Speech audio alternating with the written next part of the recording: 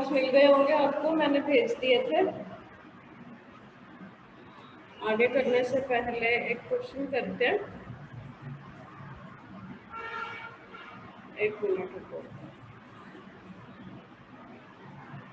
हाँ जी, स्टेटमेंट लिख लो, एनसीईआरटी का ही है।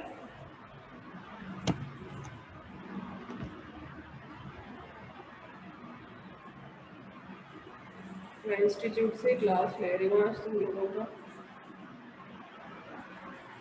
प्रभु, अब तू ऑफलाइन जाता है बेटा, खुल गया ना रिक्वेस्ट भी? नहीं मैम, ऑनलाइन लगाता हूँ तो शाम को होती है ऑनलाइन क्लासेस। फिर ये दो दो कर रहे हैं? दोनों होती हैं, ऑफलाइन सुबह सुबह होती है, ऑनलाइन शाम को होती है। दो बार पढ़ा रहे हैं टीचर? अच्छा,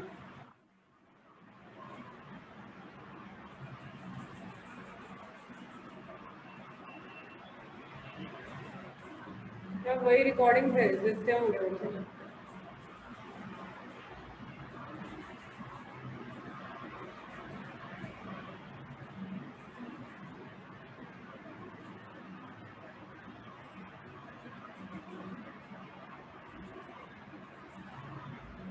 ना बेटा, ऐसे करो।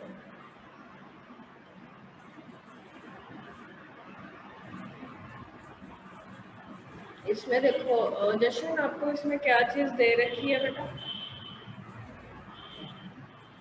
तो स्पेन मैग्नेटिक दिया हुआ है। मतलब क्या दिया हुआ, सिंबॉलिकली क्या दिया हुआ ये? मतलब मैम वो फॉर्मूला नहीं था, अंडर रूट ऑफ हाँ हाँ, म्यू दिया हुआ है। n+1। बिल्कुल ठीक है, n इंटू n+2 अंडर 2 होता है बोहर मैग्नेट का। इसकी वैल्यू 5.9 है, तो उससे n निकाल सकते हो? करना यस जरा। मैम। निखिलेश बता कितना आएगा? मेरा मैम 5 के करीब करीब आ रहा है। हाँ प्रॉब्लम ठीक है, n निकालो भाई। ये अंडर रूट 35 होता है। अंडर रूट जो 35 है ना, ये 5.9 है। इसका मतलब इसकी वैल्यू अंडर रूट 35 है, तो n 5 है। 5 अनपेड इलेक्ट्रॉन्स है। समझ रहे हो ये बात? ये करके देखो, अंडर रूट 35 5.9 है। 5 कैसे पता चला मुझे? 5 इंटू 7 हो जाएगा ना, और तो कोई ऑप्शन नहीं बनती। तो अनपेड इलेक्ट्रॉन 5 है। अच्छा एक काम करो, इसका नाम बताओ जरा। मान्या, इस कॉम्प्लेक्स का नाम बताना।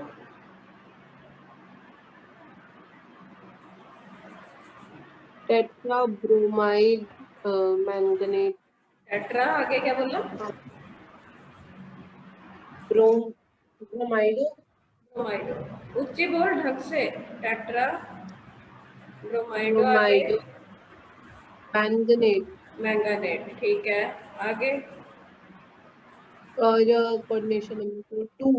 कोऑर्डिनेशन नंबर नहीं, ऑक्सीडेशन स्टेट आयन। ठीक है, ऑक्सीडेशन स्टेट 2 है इसकी, X-4 -2 आएगी। तो मैंगानीज का कॉन्फ़िगरेशन क्या होता है निखिलेश? एटॉमिक नंबर कितना होता है? अब तक तो टिप्स पे होना चाहिए, अभी गिनने नहीं बैठना इसको। 25 होता है। Argon 4s2 3d5।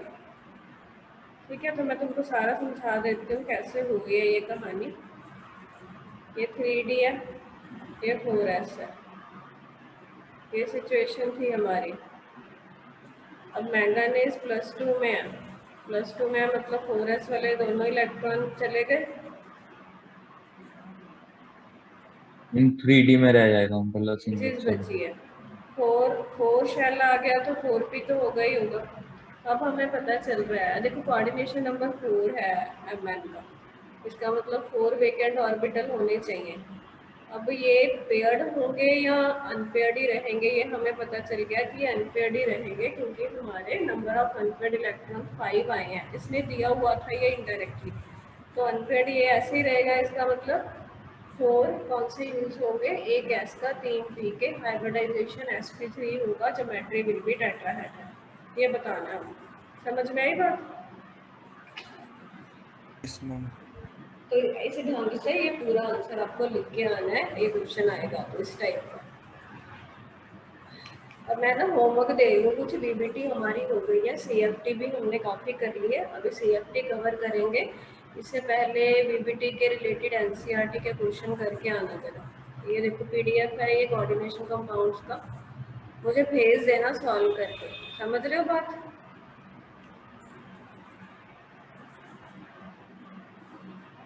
ये मान्या कहाँ गई? अच्छा दोबारा ज्वाइन कर लिया। हाँ तो क्या बात कर रहे थे? तो होमवर्क नोट करो, ये मैंने तुमको कराया अभी एग्जाम्पल 9.7। इसने बना बनो के नहीं दिखाया, बट तुम पूरा करके आना प्रॉपरली।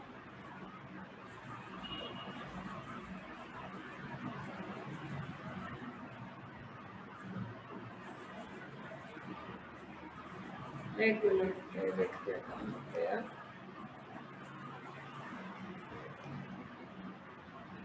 ये रहे, ये इंडेक्स क्वेश्चन है बीबीटी के। अब क्वेश्चन नंबर नोट कर लो, पेज तो अलग अलग होता है हर बुक में। ये करके आना है बेटा, मैं कल सुनूंगी इसमें से, मतलब करवा के देखूंगी, सुनने का मतलब। और कल टेस्ट भी है तुम्हारा सॉलिड सॉल्यूशन, को कोई डाउट है तो पूछ लेना। मैम ये टाइमिंग्स क्या टेस्ट की? टेस्ट के देख लो, कल टेस्ट ही ले लेते हैं, फिर ये टाइम रख लो, चाहे शाम को रख लेना। पहले तुम होमवर्क नोट करो, टेस्ट की डिस्कशन बाद में करते हैं। ये सारे क्वेश्चन बीबीटी के हैं 9.9 तक, ये अभी रहने दें, समझ रहे हो? 3 4 5 क्वेश्चन ये करके आने। कोई डाउट हुआ तो पूछ लेना, नहीं तो मुझे असाइनमेंट शाम तक आ जानी चाहिए, सोने से पहले भेजोगे नहीं तो फोन करूँगी। अक्षित, Nikhilesh, is it clear? Yes ma'am. Akshit? Yes ma'am. Okay, अब हम आते हैं अपनी सीएफटी, कंटिन्यू कर रहे थे हम लोग। कल हमने इसके कुछ पोस्टुलेट पढ़े थे। सीएफटी का पूरा नाम क्या है निखिलेश?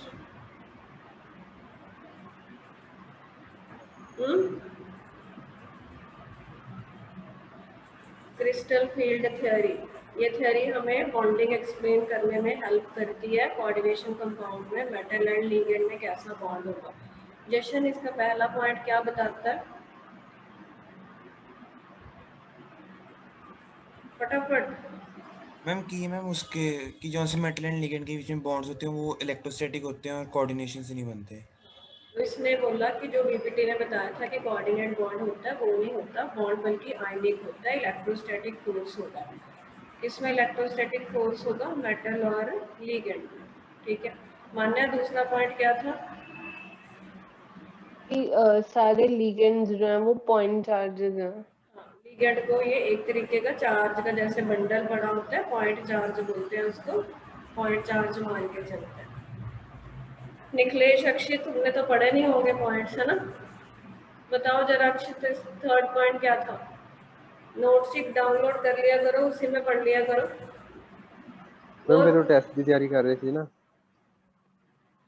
चलो कोई नहीं। थर्ड पॉइंट ये है, कहता जे लिगेंड एनायनिक होएगा ਤਾਂ ਅਸੀਂ ਜਿਹੜਾ ਮੈਟਲ ਤੇ ਲਿਗेंड ਦਾ इंटरेक्शन है उसको हम आयन आयन इंटरेक्शन का नाम देंगे। एंड इफ लिगेंड तुम्हारा न्यूट्रल होगा, लाइक अमोनिया है, तो वो डाइपोल बनाएगा,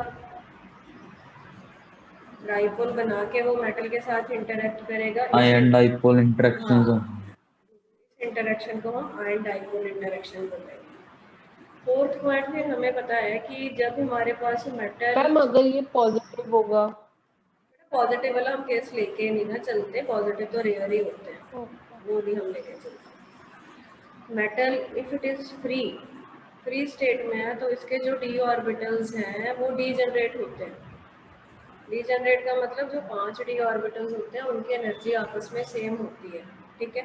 बट जो अब मेटल के अराउंड एक तरीके के लिगेंड एक वो बना रहे हैं, फील्ड दे रहे हैं इसको, इलेक्ट्रोस्टैटिक फील्ड जैसी सिचुएशन आ गई। अब ये जो इलेक्ट्रिक फील्ड है ये मेटल के जो ऑर्बिटल्स होते हैं, मेनली डी ऑर्बिटल्स को ये फील्ड इफेक्ट करती है। कैसे इफेक्ट करती है वही हमको समझना है। मेटल के पास क्या है? डी ऑर्बिटल्स है, डी ऑर्बिटल्स में क्या है? इलेक्ट्रॉन्स है। अब तो मान लो ये मैं बोलूँ तुम्हें एक चार्ज यहाँ पड़ा है, एक चार्ज यहाँ पड़ा है, नेगेटिव नेगेटिव चार्ज है, दोनों में रिपल्शन होगी, same charges repel each other. Metal के जो इलेक्ट्रॉन्स हैं they will be repelled by the field of the ligand, electric field of the ligand. वो रिपल्शन से कोई ना कोई इफेक्ट आएगा डी ऑर्बिटल्स की एनर्जीज पे। वो क्या इफेक्ट आता है वो हम पढ़ रहे हैं, वो हमने कल डिस्कस करा था। पहले तो हम ये मान के चलते हैं कि जो मेटल के अराउंड फील्ड है हम उसको स्फेरिकल मान के चलते हैं। स्फेरिकल फील्ड का मतलब क्या है कि सेम टाइप के रिपल्शंस पड़ रही हैं सभी डी ऑर्बिटल्स, मेटल के डी ऑर्बिटल्स हैं, और हम मान के चल रहे हैं कि उनको रिपल्शन मिल रही है। फील्ड यदि स्फेरिकल है, स्फेरिकल फील्ड का मतलब हर जगह से बराबर फील्ड है, तो ये जो 5 डी ऑर्बिटल्स हम दिखाते हैं इनकी एनर्जीज बढ़ जाती हैं, बट इस ढंग से बढ़ी कि अभी भी पांचों की एनर्जीज हैं तो बराबर ही, बराबर बराबर बढ़ गई। क्यों बराबर हम लेके चलते हैं? क्योंकि हम इमेजिन करते हैं कि जी हमारा फील्ड स्फेरिकल है, ये लिख तो देते हैं, इसका मतलब क्या है कि हर ऑर्बिटल को सेम रिपल्शन मिल रहा है, तो अभी तक उनकी डीजनरेसी मेंटेन्ड है और अभी तक ये पांचों की एनर्जी बराबर है। बट हमको पता है कि ये जो डी ऑर्बिटल्स हैं इनके डिफरेंट डिफरेंट शेप्स होते हैं, हमने ड्रॉ करे थे D X square minus Y square और डी जेड स्क्वायर और D X Y D Y Z and D Z X. ठीक है, ये वाले जो तीन हैं इनकी शेप इस ढंग से होती है कि ये इन बिटवीन द एक्सिस होते हैं और ये वाले अलोंग द एक्सिस होते हैं। तो इससे क्या फर्क पड़ेगा? इससे क्या फर्क पड़ेगा देखो, अब इमेजिन करो ये इलेक्ट्रॉन है, सपोज यहाँ पे भी इलेक्ट्रॉन है, ये बिल्कुल एक दूसरे को पॉइंट कर रहे हैं, तो दोनों में झगड़ा ज़्यादा होगा, रिपल्शन ज़्यादा होगी। एक ये सिचुएशन है, एक इलेक्ट्रॉन इधर है, एक इलेक्ट्रॉन यहाँ है, यहाँ पे भी रिपल्शन तो है, ये एक केस है, ये केस ए है, ये केस बी है। अब तुम लोग लॉजिकली बताओ किस केस में ज़्यादा रिपल्शन होगी, ए में क्या बी में? बोलो। एक दूसरे को बेटा जब डायरेक्टली पॉइंट करते हैं तब वो ज्यादा रिपेल करेंगे या दूर दूर है तब ज्यादा रिपेल करेंगे? सोच लो फिर बोल दे। हाँ, जब पॉइंट करेंगे तब जब पॉइंट करेंगे ज्यादा रिपल्शन होगी। तो पॉइंट किस केस में करते हैं? X square minus Y square और डी जेड स्क्वायर में लीगेंड बिल्कुल इनको ये, क्योंकि ये लोग जो है वो डायरेक्टली एक्स और वाई एक्सिस पे आते हैं, वहीं पे ही लीगेंड्स हैं, तो इनको ज़्यादा रिपल्शन मिलती है, तो इनकी जो एनर्जी होती है वो बढ़ जाती है, बढ़ के वो दो ऐसे दो का सेट बन जाता है। और ये जो तीन है इनकी सिचुएशन ऐसी है तो ये भी रिपल्शन मिल रहे हैं बट इनकी एनर्जी कंपैरेटिवली इससे कम हो जाएगी, तो इसको हम T2G बोलते हैं, इसको हम EG सेट बोलते हैं।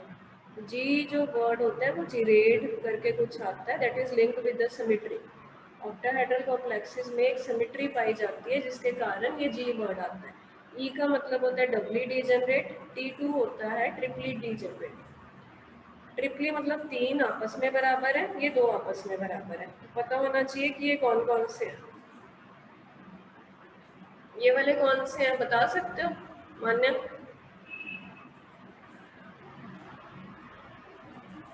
जल्दी बोलो बेटा, ये तीनों कौन से हैं? dxy dyz dzx। dxy dyz dzx। ठीक हुई? यहाँ तक हमने कल डिस्कशन किया था, यहाँ तक कोई डाउट है तो बताओ। पिया क्लियर है बेटा? लेट आए मैं हुने ज्वाइन किया, स्कूल तो जस्ट आई हां मैम, नाल दी नाल ज्वाइन कर लिया। ओके, कल वाला ही रिपीट किया, अभी तक मैंने कुछ नया नहीं कराया। तो अभी हमने बोला कि जो डी ऑर्बिटल्स हैं वो स्प्लिट हो गए, उनमें स्प्लिटिंग हो गई। ये डी ऑर्बिटल्स की स्प्लिटिंग को हम एक नाम देते हैं, इसको बोलते हैं क्रिस्टल फील्ड स्प्लिटिंग।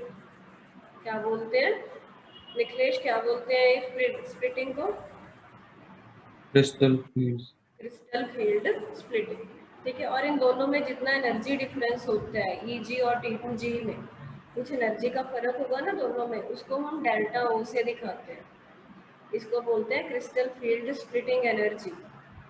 क्या बोलते हैं बोलो मेरे को साथ एक बार, crystal field splitting energy, delta difference से O फॉर ऑक्टाहेड्रल। ठीक है। अब एक पॉइंट और बताना है तुमको। एक रूल होता है बेटा, उसको बैरी सेंटर रूल बोलते हैं। देखो वो क्या है, बैरी सेंटर रूल।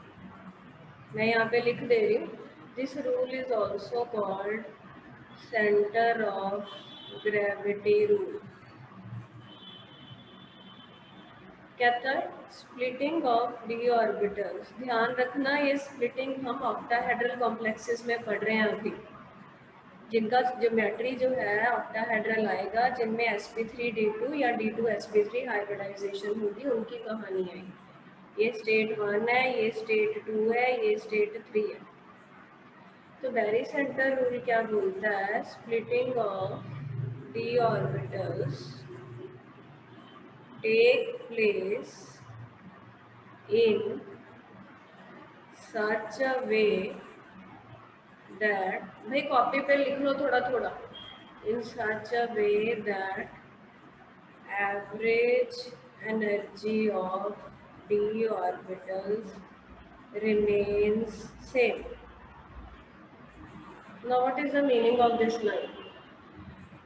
ये देखो जरा, तुम लोगों को थोड़ा सा शायद पता लग रहा हो, मैंने ट्राई किया, ये थोड़ा बड़ा दिखाया, ये थोड़ा सा कम दिखाया, ये पता लग रहा? बोलो। Yes ma'am. ये बेटा 0.6 डेल्टा ओ होता है, जिसको 3/5 डेल्टा ओ भी बोलते हैं। ये होता है 0.4 डेल्टा ओ, 2/5 डेल्टा ओ। अब ये इसका मतलब क्या है, देखो ये जो सेकंड वाली सिचुएशन थी, सेकंड वाली सिचुएशन कब थी, जब हम ये मान रहे थे कि जो मेटल है उसको सारा जो फील्ड रिपल्शन दे रहा है वो सिमेट्रिकल है। उसके कंपैरेटिवली जब एक्चुअल में स्प्लिटिंग हुई, ये जो ईजी वाले हैं, हर एक की एनर्जी 0.6 बढ़ गई। देखो यहीं पे लिख रही हूँ,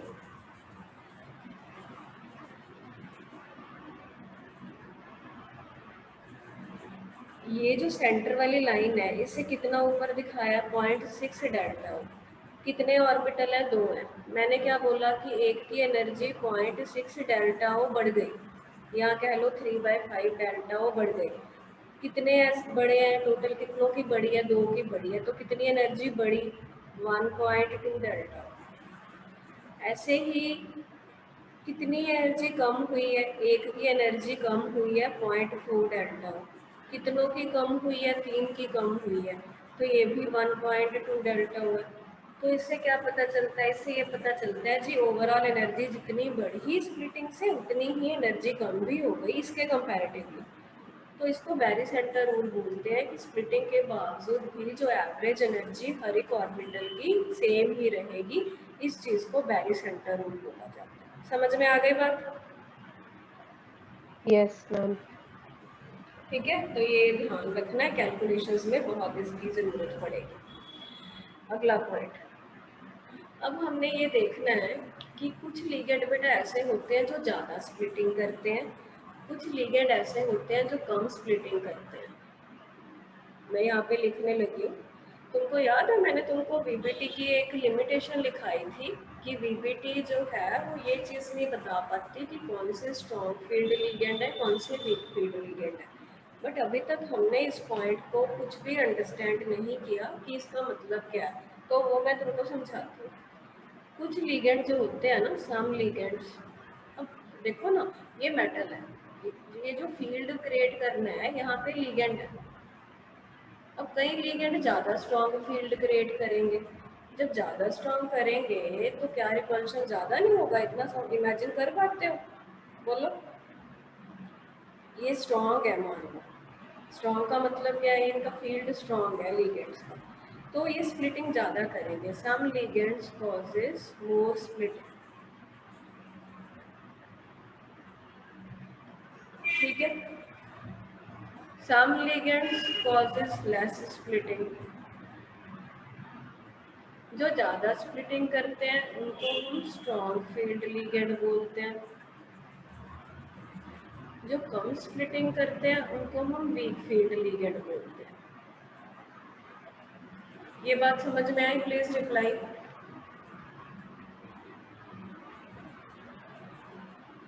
यस मैम। रिपल्शन से डील करेगा ना। वीक फील्ड है तो रिपल्शन कम होगी, रिपल्शन कम होगी तो स्प्लिटिंग होगी, तो बट उतनी ज़्यादा नहीं होगी, मतलब एनर्जी डिफरेंस का कम रहेगा। रिलेटिव हिसाब तो यही रहेगा 0.6 0.4 वाला। ओवरऑल ये जो डेल्टा ओ की वैल्यू है उस पर फर्क पड़ेगा। ज़्यादा स्प्लिटिंग हो रही है तो इनमें एनर्जी डिफरेंस बढ़ जाएगा, कम रिपल्शन हो रही है तो एनर्जी डिफरेंस कम हो जाएगा। जो लिगेंड ज़्यादा डिफरेंस क्रिएट करा पाते हैं उनको हम स्ट्रॉन्ग फील्ड लिगेंड बोलते हैं।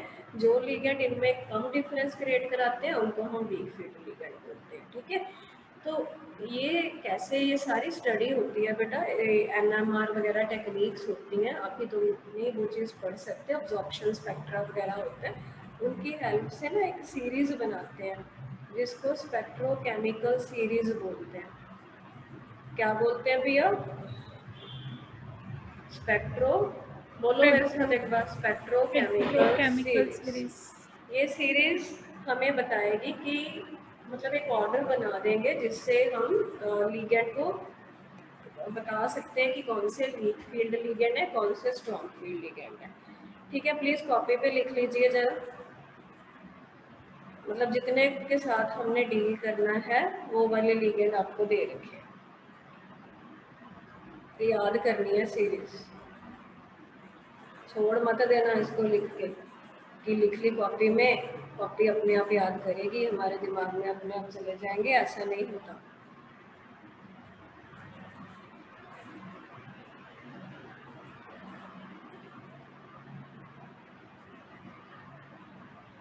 हरगुन, EDTA का क्या नाम था बेटा?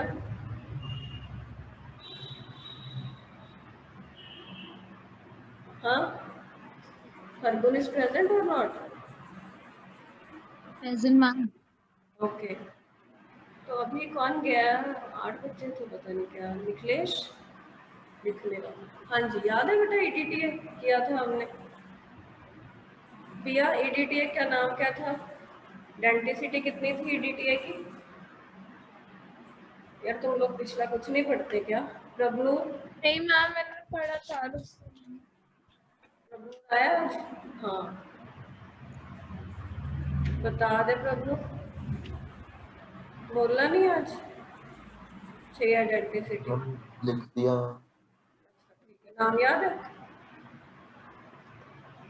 Ethylene diamine tetraacetate. थोड़ा थका थका क्या हो गया है? ये बेटा स्पेक्ट्रोकेमिकल सीरीज है। ठीक है, तो इसमें देखो यहाँ तक वाटर तक हम वीक मान लेते हैं, उसके बाद हम स्ट्रॉन्ग फील्ड लिगेंड मान लेते होते हैं। कुछ बीच में इंटरमीडिएट भी होते हैं, बट हमने जो डील करना है तो वाटर तक हम वीक मान के चलते हैं। थोड़ा कोई हार्ड एंड फास्ट नहीं है, जो इंटरमीडिएट वाले हैं वो कई बार ऐसे इधर उधर भी हो जाते हैं, मतलब कार्बोनाइल, साइनाइड, अमोनिया, इथिलीन डाइअमीन, ये सारे स्ट्रॉन्ग वाले हैं। हेलोजन्स हो गए जो हेलाइड आयन, सल्फाइड हो गया, ये सारे वीक वाले हैं। ये आयोडाइड था, ब्रोमाइड, ये इन दोनों में क्या फर्क है? इनका कोई नाम होता है जैसे, मतलब इनमें कोई ऐसा रिलेशन है जो हमने टर्म पढ़ी हो? बोलो, मान्या, प्रिया, हरगुन, अक्षित। टेस्ट है तुम्हारा इसका, जल्दी होने वाला है। अब सॉलिड सॉल्यूशन को तो क्या ही देखी जा रहे हो, इतनी बार तो उसका टेस्ट ले लिया। कोऑर्डिनेशन पे ध्यान दो, एम्बिडेंटेड लिगेंड ही थे ये। बड़ा ये चैप्टर थोड़ा सा मतलब वो बच्चे इसमें मुश्किल फील करते हैं, तो प्लीज इसको कर लो साथ साथ। चैप्टर औखा नहीं है, बट मतलब थोड़ा सा नए तरीके का है। एम्बिडेंटेड क्या था कि होता तो यूनिडेंटेड ही है, बट एक से ज्यादा ऑप्शंस होती हैं इसके पास कोऑर्डिनेशन की। तो क्लोराइडो, सल्फाइडो, फ्लोराइडो, इसका नाम क्या था मान्य? ये कौन सा लिगेंड है? ऑक्सलेट। हाँ, ऑक्सलेट आयन, ऑक्सलेटो बोलते हैं इसको। ये स्पेक्ट्रोकेमिकल सीरीज है। ठीक है, तो वीक फील्ड लिगेंड हमें पता चल गया कि स्प्लिटिंग तो दोनों ही करेंगे, बट वीक फील्ड कौन से हैं जिसमें डेल्टा ओ की वैल्यू लेस होगी। स्ट्रॉन्ग फील्ड कौन से हैं जिसमें डेल्टा ओ की वैल्यू हाई होगी। यहाँ तक क्लियर हो गई कहानी?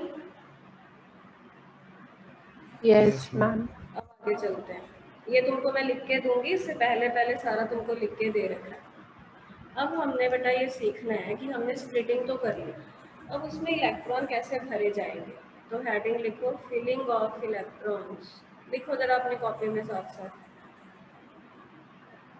Filling of electrons in d orbitals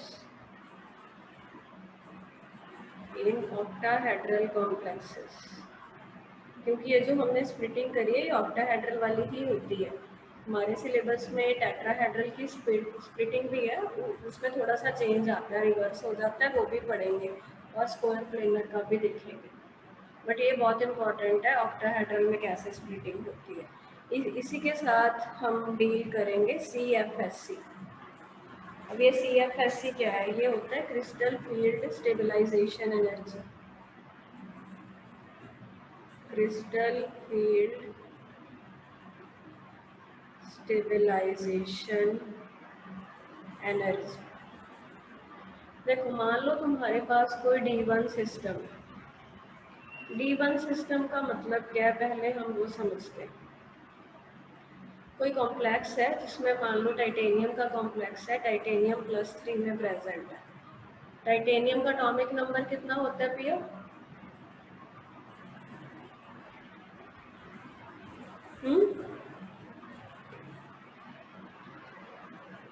अक्षित कितना होता है टाइटेनियम का? अरे स्कैंडियम के बाद टाइटेनियम आता है 22, आर्गन 4s2 3d2।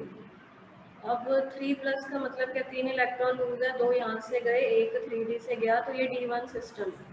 ठीक है, अब स्प्लिटिंग कैसे हो, हर बार वो पूरी डायग्राम नहीं बनानी, बस ये समझ लो, ये कहानी है। ऊपरले सेट को क्या बोलते हैं मान्य, इसका नाम क्या है? EG orbitals. अर्गुन नीचे वाले का नाम क्या है? अर्गुन बोलो बेटा, अभी कराटी 2G। EG कौन से ऑर्बिटल्स हैं जशन, कौन कौन से आते हैं इसमें? मैम dx² - y², और dzx, ZX नहीं, x²। ZX वाला तो ये है नीचे वाला, तो इसमें कौन से आते हैं? dxy, dyz, dzx। ठीक है, अब एक इलेक्ट्रॉन भरना है हमको D में, तो नेचुरली तुमने ये रूल तो सीख ही रखे हैं ना। +1 में जब कॉन्फ़िगरेशन करते थे तो सबसे पहले टीचर लोग क्या सिखाते होते हैं कि जब इलेक्ट्रॉन भरने हैं तो वो लोअर एनर्जी वाले ऑर्बिटल में पहले भरे जाते हैं। अब लोअर एनर्जी वाला EG है क्या T2G है? बोलो माने कौन सा लोअर एनर्जी का है? T2G। T2G। तो जो एक इलेक्ट्रॉन है वो यहाँ पे चला जाएगा, ये बात समझ गए? और इसका कोई पूछे कॉन्फ़िगरेशन क्या है जी, कोई D1 सिस्टम था, कोई कॉम्प्लेक्स था जिसमें टाइटेनियम ऐसे प्रेजेंट है, उसका कॉन्फ़िगरेशन पूछे तो तुम ऐसे लिखोगे T2G1, कई बार ऐसे भी लिख देते हैं साथ में EG0 T2G1, अकेला T2G1 भी आ जाता है, EG में कोई इलेक्ट्रॉन है नहीं, that is very clear already. अब इसकी CFSC क्या है, ये ना एनर्जी कैलकुलेट करनी होती है। CFSC ये कैसे कैलकुलेट करते हैं, देखो ये जो सेंटर वाली लाइन हमने ड्रॉ करी थी, सॉरी हाँ, जो बैरी सेंटर रूल था हमारा, एक तरीके से इलेक्ट्रॉन T2G में जाने के कारण उसकी एनर्जी कम हो गई, उसको स्टेबलाइजेशन मिली। ये फंडे तो हमें मालूम है ना कि जितनी एनर्जी कम हो जाती है उतनी जो है स्टेबिलिटी बढ़ जाती है। अब क्योंकि ये लोअर वाले में गया तो हम उस एनर्जी में माइनस का साइन लगा देंगे। कितनी हुई? -0.4 डेल्टा। इसी को CFSC बोलते हैं। बेसिकली CFSC को डिफाइन करें तो हम कैसे बोल सकते हैं, it is defined as amount of stabilization. It is defined as amount of stabilization provided due to the splitting of d orbitals. ठीक है, कि सिस्टम को कितनी स्टेबिलिटी मिली स्प्लिटिंग होने के कारण। जो कॉम्प्लेक्स था हमारा, कोई भी इसके साथ कॉम्प्लेक्स है, मान लो ये कोई कॉम्प्लेक्स है, इसमें टाइटेनियम +3 की स्टेट में प्रेजेंट है, तो टाइटेनियम का D1 सिस्टम बन रहा है, एक इलेक्ट्रॉन भरना है, तो वो एक इलेक्ट्रॉन स्प्लिटिंग होने के कारण स्प्लिटिंग ना होती फिर तो ये पांचों की एनर्जी बराबर ही थी, फिर कोई उसको एक्स्ट्रा स्टेबिलिटी थोड़ी मिलती। अब इसको एक्स्ट्रा स्टेबिलिटी मिल गई, स्प्लिटिंग हुई और उसकी एनर्जी कम हो गई और वो लोअर एनर्जी वाले में गया। कितनी उसको स्टेबिलिटी मिल गई? इतनी स्टेबिलिटी मिल गई, उसको क्रिस्टल फील्ड स्टेबलाइजेशन एनर्जी बोलते हैं। Is it clear?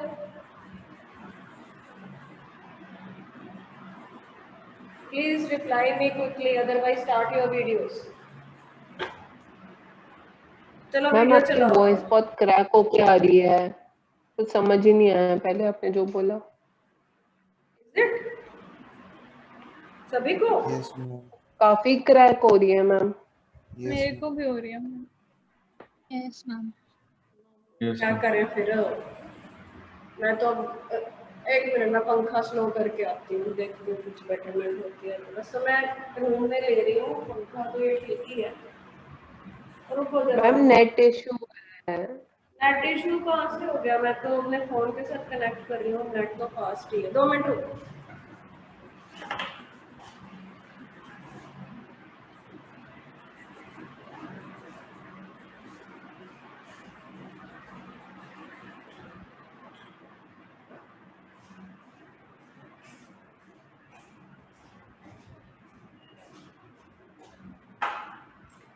Hello, is it better? Yes ma'am. अच्छा, मैं ना स्पीकर की आवाज ऊपर नीचे करके देखती हूँ, शायद उससे भी फर्क पड़े। बताते रहना, चुप करके बैठ जाते हो, फिर मुझे पता ही नहीं चलता। Hello hello. Yes ma'am. Ma'am voice तो ठीक है बिल्कुल। पहले वॉइस में ही प्रॉब्लम थी क्या? स्क्रीन लैग हो रही है? नहीं मैम, स्क्रीन लैग ही हो रही है, आपकी वॉइस बीच में क्रैक होके आ रही थी, तो नेटवर्क इशू था। अब ठीक है अक्षित? हाँ जी मैम। आप लोगों को भी अब बेटर आ रही है, तो स्पीकर से फर्क पड़ा, पता नहीं पंखे से। ओके, तो दोबारा बताऊं क्या बताया? पहले नहीं बोल सकते थे? मैं पूरा बोल देती हूँ, तो चुप करके बैठे रहते हो। नहीं मैम, जब आप कुछ पूछ रहे थे फिर आपने बोला वीडियो ऑन करो, वो वाला नहीं समझ आया। ये तो समझ आ गया कि CFSC की वैल्यू -0.4 वो आएगी। हाँ ठीक है, तो बस मैं यही पूछ रही थी कि समझ में आया या नहीं, और कुछ नहीं पूछा मैंने। कि CFSC क्या होती है? स्टेबिलिटी प्रोवाइड हो गई सिस्टम को स्प्लिटिंग के कारण। स्प्लिटिंग ना होती तो ये एक्स्ट्रा स्टेबिलिटी नहीं मिलनी थी। स्प्लिटिंग के कारण जितनी स्टेबिलिटी मिलती है उसको CFSC बोलते हैं। और जब D1 सिस्टम है तो इलेक्ट्रॉन कैसे भरा जाएगा वो हमने सीख लिया। अब D2 सिस्टम पे चलते हैं। सिस्टम का मतलब यही है कि कितने इलेक्ट्रॉन है D में,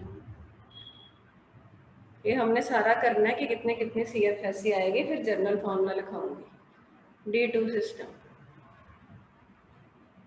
भाई नोट्स ना तुम्हारे मैं चेक करूंगी एक दिन ऑफलाइन बुला के। मैं खुद लिख के देती हूँ, इसके चक्कर में पता नहीं कोई टीचर नहीं ऐसे खुद लिख के देता कि तुम बनाते भी हो कि चलो बस बैठे रहते हो मैम देंगे ही। कि मैं इसी चैप्टर का दूंगी, अगले शायद मैं ना दूं, देखूंगी। अब देखो D2 सिस्टम। D2 सिस्टम का मतलब यही है कि कोई ऐसा कॉम्प्लेक्स होगा जिसमें D में 2 इलेक्ट्रॉन है। एग्जाम्पल के लिए तुम ले लो वेनेडियम +3 ले लो। वेनेडियम का एटॉमिक नंबर कितना होता? निखिलेश तू कहाँ गायब हो गया था भाई? बीच में भाग जाता है आधी क्लास में। चल वेनेडियम का बता एटॉमिक नंबर।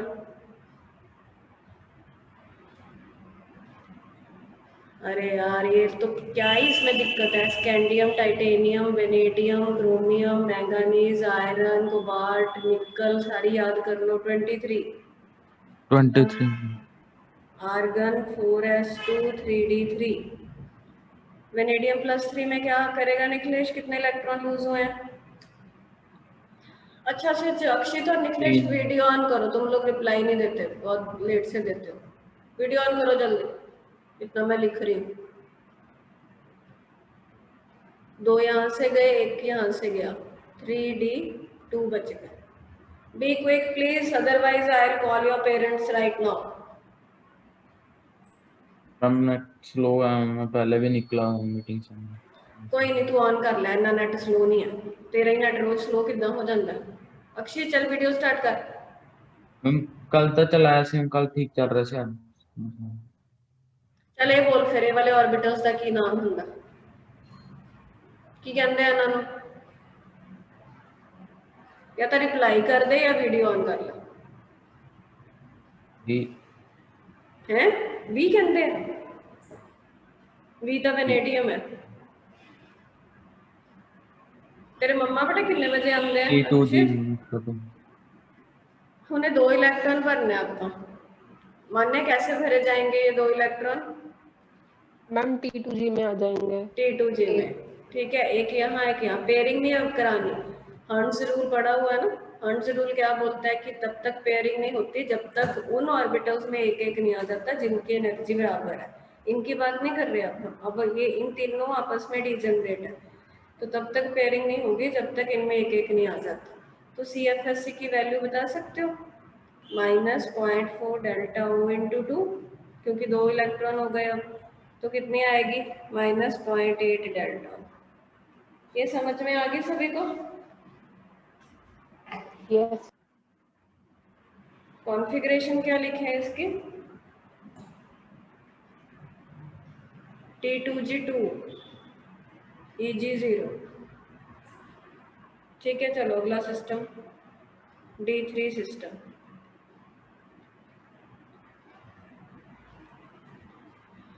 CFSC की कैलकुलेशंस हैं ये D3 में एग्जांपल ले लो तुम लोग क्रोमियम +3 की क्रोमियम की कॉन्फ़िगरेशन क्या होती है पिया एटॉमिक नंबर बताइए पिया 24 yes configuration AR 3D 5 4S नहीं 4S1 3D5 यस ये एक्सेप्शनल होती है पता है तुम लोगों को तो +3 में 3 इलेक्ट्रॉन रिमूव्ड है एक यहाँ से जाएगा 2 यहाँ से जाएंगे तो ये D3 सिस्टम हो गया इसमें जशन इलेक्ट्रॉन कैसे भरेंगे हम पहले T2G भरेंगे हाँ EG T2G ही भरे जाएंगे EG की तो भी ज़रूरत ही नहीं पड़ी तीनों में एक एक आ जाएगा 3 इलेक्ट्रॉन भरने हैं तो CFSC का पूरा नाम क्या है Hargun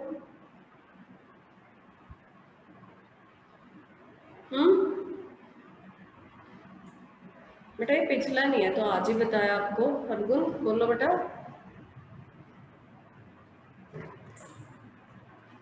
crystal field stabilization energy बोल एक बार मेरे साथ क्या है क्रिस्टल फील्ड स्टेबलाइजेशन एनर्जी हाँ मान्य क्या होती है ये CFSC it is the amount of stability जो स्प्लिटिंग ऑफ d ऑर्बिटल से मिलती है इलेक्ट्रॉन हाँ तो 3 × -0.4 डेल्टा कितनी वैल्यू आ गई भाई 1.2 डेल्टा D3 सिस्टम तक क्लियर हो गया सबको यस मैम यस अब आते हैं D4 में थोड़ा सा एक नया चीज है क्या नई चीज है वो हम देखते हैं देखो जरा ध्यान से D4 अच्छा ये तो मीटिंग खत्म होगी भाई ऑन करते हैं नहीं अच्छा नहीं में तो फिर नया लिंक भेज सर क्या नया लिंक भेजते होते हैं क्या करते हैं सेकंड मीटिंग में बोल दो भाई मुझे लगता है नया ही भेज मैम इसके से कंटिन्यू हो जाएगी आपकी सेकंड मीटिंग भी हो जाती है मैं देखती हूँ करके ठीक है तुम लोग वेट करना नहीं मैं ग्रुप में मैसेज करूंगा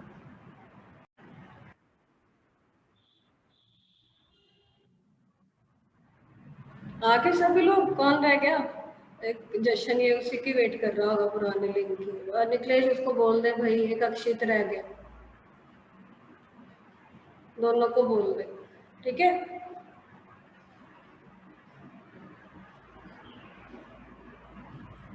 फटाफट बोल फिर शुरू करो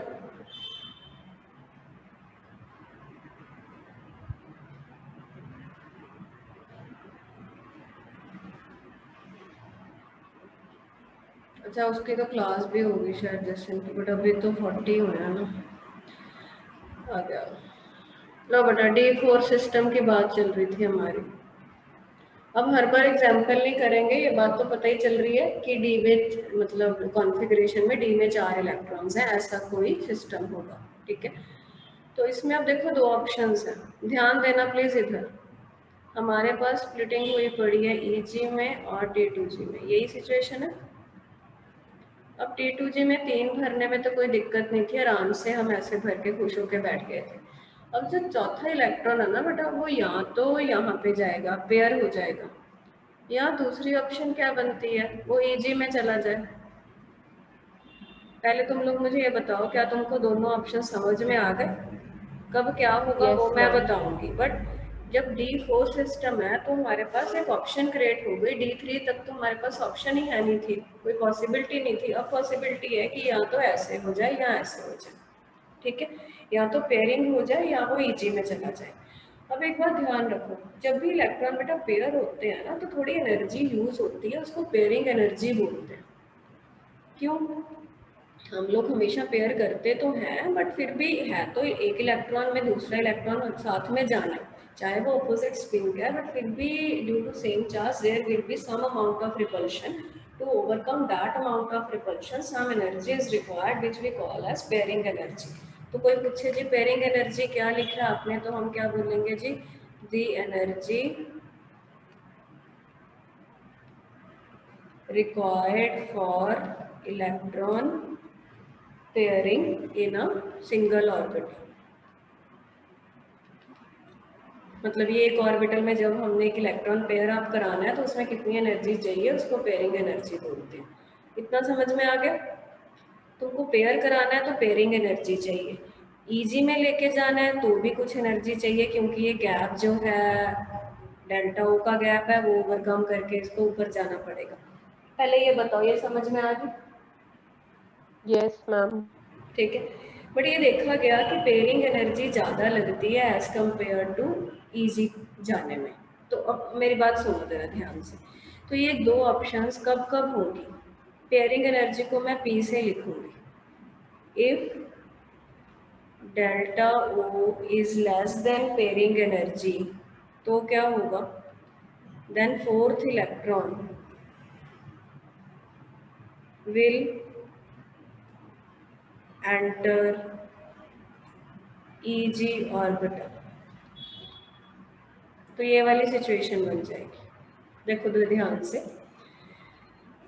कहता जो डेल्टा O है, डेल्टा O का जो मैग्नीट्यूड है वो किस बात पे डिपेंड करता होता था? लीगेंड पे डिपेंड करता था कि नहीं? पीछे हम स्पेक्ट्रोकेमिकल सीरीज पढ़ के आए थे। If the ligand is strong field, मान्य क्या होता था, लीगेंड स्ट्रॉन्ग फील्ड होगा तो रिपल्शन ज्यादा होगी, तो डेल्टा O वैल्यू क्या होती थी? हाई। बोलो। Yes, ma'am. Now if ligand is weak, if ligand is weak field ligand, जशन फिर क्या होगा? वीक फील्ड लिगेंड है तो स्प्लिटिंग कम होगी क्या ज्यादा होगी? मैम कम होगी। कम होगी।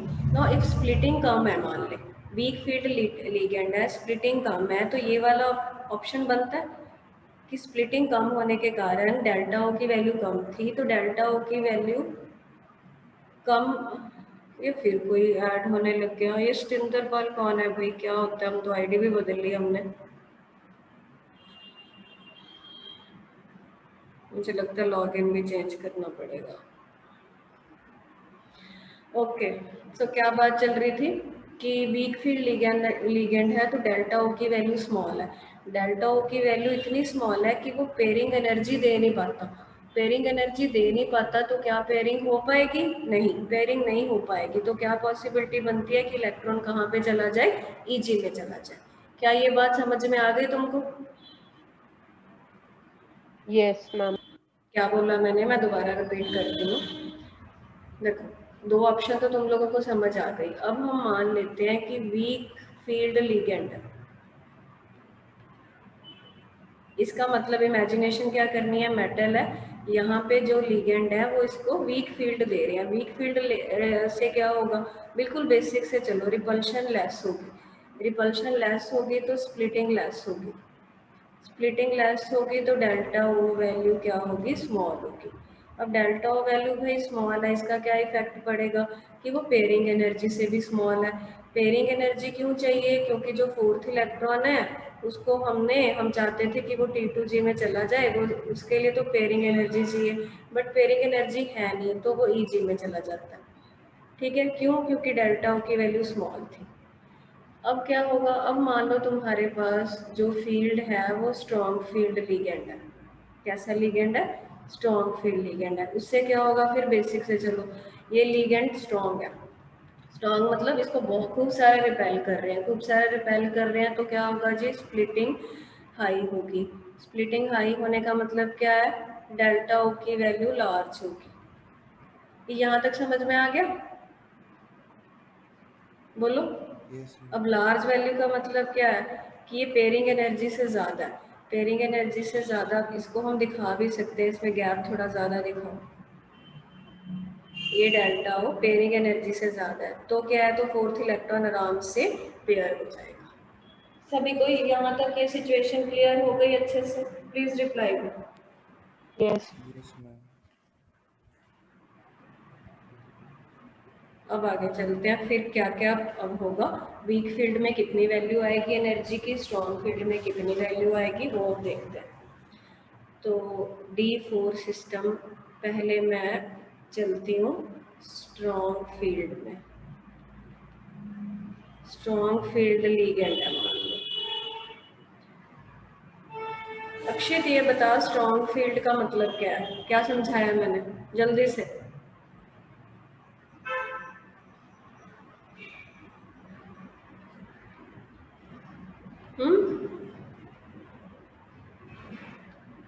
बोल दे भाई। डेल्टा ओ की वैल्यू पेयरिंग एनर्जी से ज्यादा है, तो क्या होगा, फोर्थ इलेक्ट्रॉन कहाँ पे जाएगा Akshit? Can you listen to मी?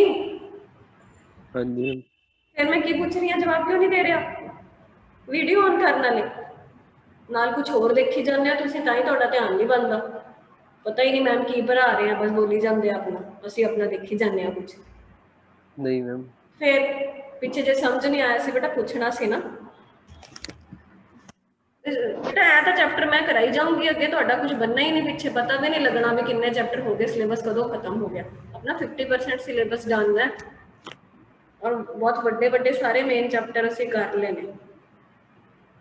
बेटा मैं की समझाया हुणे भी डेल्टा ओदी वैल्यू ज़्यादा है पेयरिंग तो, पेयरिंग एनर्जी तो पेयरिंग आराम नाल हो जाएगी, तो कॉन्फ़िगरेशन की बनेगी, T2G4 बन जाएगी, चारों इलेक्ट्रॉन यहाँ पे चले गए, तो CFSC क्या बन जाएगी, 4 इंटू, जब एक T2G में जाता होता था तो कितनी स्टेबलाइजेशन मिलती थी मान्य, बोल पॉइंट 4। या माइनस क्यों लिखा है, क्योंकि एनर्जी कम हो रही है।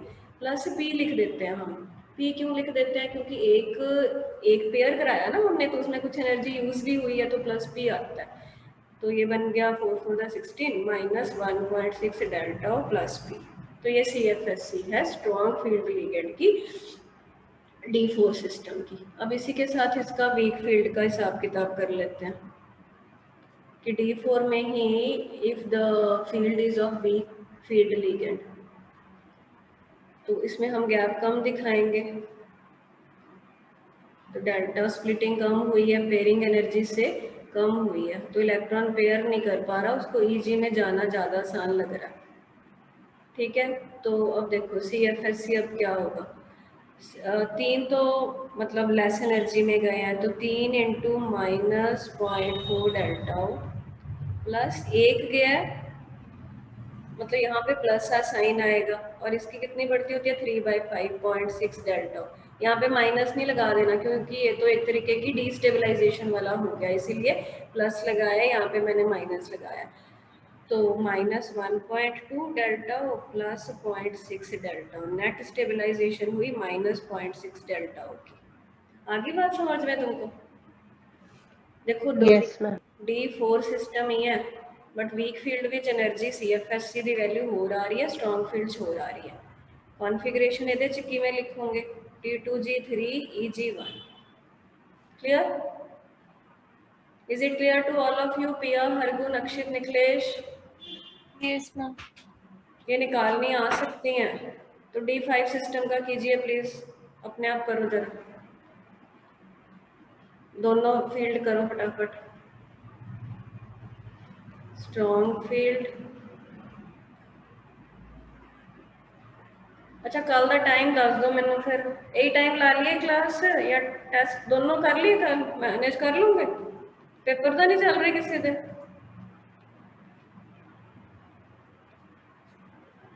बोलते नहीं जान के। करनी है तैयारी? नहीं मैम कोई भी टाइम कर लो। अच्छा, दोनों क्लास और टेस्ट कर लोगे कि कल्ला टेस्ट देना?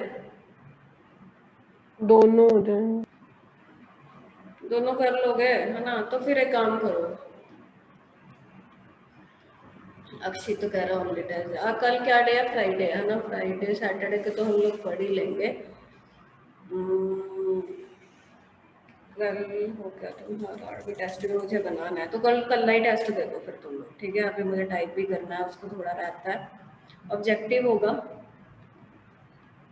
ठीक है? मीटिंग ऑन करके लेना। अब ऑप्शंस वही हैं, या तो 1 to 2 या 7 to 8।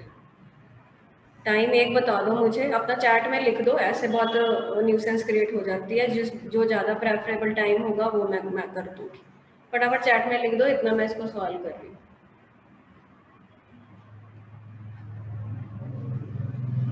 अच्छे से बेटा तैयारी कर लेना। अब इसके बाद मैं सॉलिड सॉल्यूशन का कोई टेस्ट नहीं लूँगी, बहुत टेस्ट हो गए इसके।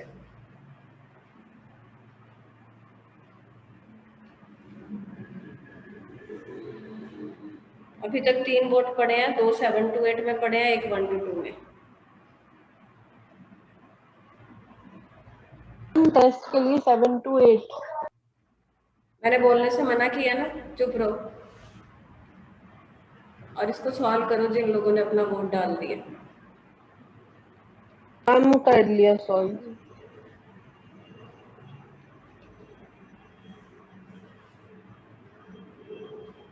तो एक काम करते हैं, 1 to 2 ही रख लेते हैं, ऐसे प्रॉब्लम क्रिएट होती है। फिक्स टाइम है, टेस्ट होगा कल 1 to 2। हाँ जी, तो स्ट्रॉन्ग फील्ड में पेयरिंग होगी क्या नहीं? जशन चला गया, उसकी ट्यूशन है। निखिलेश पेयरिंग होगी स्ट्रॉन्ग फील्ड में? सोच ले, ग्रेटर देन पी है तो पेयरिंग हो जाएगी। तो इसकी एनर्जी कितनी आएगी? 5 into -0.4 delta O plus 2p। एक ऑर्बिटर में पेयरिंग करने में p लिखते हैं हम लोग, तो ये कितनी हो गई भाई? 2p लिखना, 2p लिखना, ठीक है? मानना 2p लिखा था? यस मैम 2p लिखा था। कॉन्फ़िगरेशन क्या बनेगी? T2G5, ठीक है? इसमें निकालो, इसमें पेयरिंग हो नहीं पा रही तो 2 इलेक्ट्रॉन यहाँ पे, और इसमें मत घुसा देना, इसमें भी हॉर्न जरूर लगेगा ही लगेगा। तो 3 की कम हुई है -0.4 डेल्टा प्लस 2 की बढ़ गई 0.6 डेल्टा। तो कितनी होगी वैल्यू? 0 आ गई, -1.2 प्लस 1.20। अब तुमको ये समझ में आ गई वैल्यूज कैसे निकालनी है? Yes ma'am. अच्छा, एक बात ध्यान रखना, स्ट्रॉन्ग फील्ड लिगेंड है चाहे वीक फील्ड लिगेंड है, जो फॉर्मूला होता है वो सेम ही रहता है, उसमें कोई फर्क नहीं पड़ता। अब ये तुम्हारा काम है D6, D7, D8, D9, D10। इन सिस्टम में CFSC स्ट्रॉन्ग फील्ड और वीक फील्ड लिगेंड्स में तुम लोग खुद से जैसे मैंने सिखाया वैसे निकाल के आओगे। समझ आई बात? और कैलकुलेशन से तुमको पता चल जाएगा कि जो D4 to D7 सिस्टम होते हैं ना, ये NCERT की लाइन है, इसको ढंग से याद करना है। D4 to D7 जो सिस्टम्स हैं वो ज़्यादा स्टेबल स्ट्रॉन्ग फील्ड लिगेंड में आते हैं। मतलब उनकी CFSC वैल्यूज ज़्यादा स्टेबिलिटी प्रोवाइड करते हैं, इसीलिए D4 to D7 जो सिस्टम्स हैं वो स्ट्रॉन्ग फील्ड के ज़्यादा प्रेफरेबल होते हैं as compared to weak field ligands. बाकी के जो सिस्टम्स हैं उनमें CFSC की वैल्यू तुम देखोगे सेम ही आ रही है। D1 से D3 में कोई फ़र्क नहीं पड़ता, D8 से लेकर D10 तक भी सेम ही वैल्यूज आएंगी। कोई डाउट लेक्चर में जितना कराया? No ma'am. ठीक है बेटा, बाकी फिर कल टेस्ट दो तुम लोग, इसके नोट्स भेजूंगी और फिर कंटिन्यू करेंगे। प्रभनूर आप दोगे कल टेस्ट? देख लेना, ठीक है? रिवीजन हो जाएगी, पता चल जाएगा तो दे देना। ओके बेटा, please prepare well for the test.